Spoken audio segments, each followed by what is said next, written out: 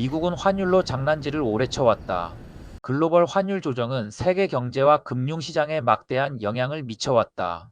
1985년의 플라자 합의, 2016년의 상하이 회의, 그리고 2025년의 마러라고 합의 가능성에 이르기까지 환율을 둘러싼 각국의 협상과 갈등은 계속되어 왔다. 이번 글에서는 이러한 주요 사건들을 중심으로 환율 정책의 역사와 앞으로의 전망을 살펴본다. 1. 플라자 합의 달러 강세 조정의 시작. 1985년 9월 22일 뉴욕 플라자 호텔에서 미국, 영국, 프랑스, 일본, 서독의 재무장관들은 달러 강세로 인한 무역 불균형 문제를 해결하기 위해 모였다. 레이건 행정부의 조세감면 정책과 연준의 긴축 정책은 달러 가치를 전례 없이 높였고, 이는 일본과 서독과의 무역 적자를 심화시켰다. 제임스 베이커 당시 미 재무부 장관의 주도로 달러 가치를 인위적으로 하락시키는 플라자 합의가 이루어졌다. 이 합의 이후 달러화 지수는 1987년 말 85 수준으로 떨어졌다. 이는 역사적으로 가장 성공적인 환율 조정 사례로 꼽힌다. 2.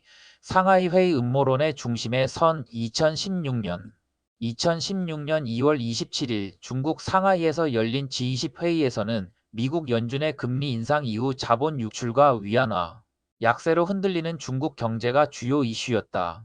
중국인민은행은 지급준비율 인하로 경기 부양에 나섰고, 유럽중앙은행 ECB과 일본은행 BOJ는 각기 유로화와 엔화 강세를 허용했다. 미국 연준은 금리 인상폭을 하향 조정했다. 이 같은 정책 조정이 동시에 이루어지며 상하이 합의라는 음모론적 추측이 나왔지만 공식적인 합의는 없었다. 이는 달러 약세를 중심으로 주요국 정책이 맞물린 상징적 사건으로 남아있다. 3. 말하라고 합의 2025년의 불확실성 2025년 트럼프 2기 행정부의 출범과 함께 환율 문제가 다시 주목받고 있다. 트럼프는 중국과의 무역 불균형을 문제 삼으며 강력한 관세 정책과 위안화 절하 가능성을 제기하고 있다.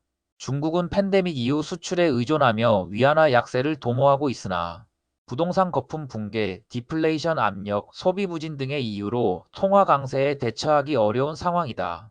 일각에서는 새로운 환율 합의, 이른바 마러라고 합의의 필요성을 언급하지만 주요국의 중앙은행 독립성과 각국의 경제 상황을 고려할 때 플라자 합의와 같은 인위적 조정은 실현 가능성이 낮다. 4. 향후 전망 복잡다단한 환율 환경 트럼프의 공격적인 무역 정책은 세계 경제에 필요한 균형을 이루기보다는 글로벌 통화 전쟁으로 비화될 위험이 있다. 특히 스콧 베센트 신임 재무부 장관이 환율 조정에서 어떤 역할을 할지 주목된다. 2025년 환율 환경은 복잡하고 불확실성이 크며 롤러코스터와 같은 환율 변동이 예상된다. 이는 달러 강세 흐름이 변화될 가능성을 시사하며 트럼프 정부의 정책 방향에 따라 새로운 균형이 찾아질 수 있다.